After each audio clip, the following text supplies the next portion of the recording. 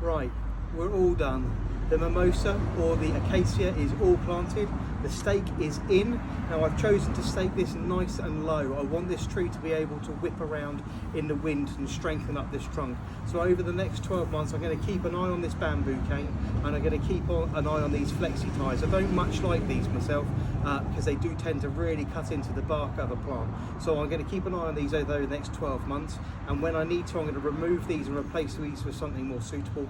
And probably in around 12 to 15 months time, we're going to remove the bamboo cane it's been grown on and just then secure it back to its actual stake here, which for us is going to be taking us a northwesterly wind. So I've staked that against the northwestern side so it pushes and strains against the actual stake itself.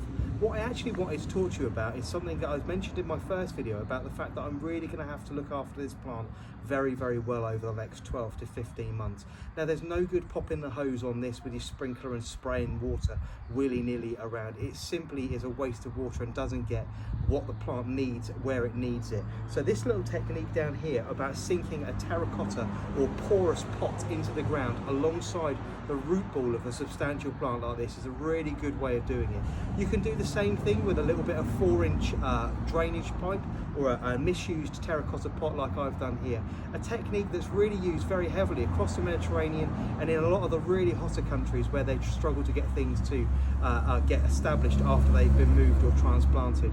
It just gives you somewhere to focus your watering and make sure the water gets up, down underneath the soil at root level where the plant actually needs it and not floating around in the air or in the first 2 or 3 inches where it simply evaporates. So sinking a terracotta pot alongside a tree like this is going to give you somewhere to focus your watering and somewhere that makes sure the water gets right down into the roots and away from the heat of the sun where it's just going to evaporate. You're going to have to keep an eye on this tree for a good couple of years yet.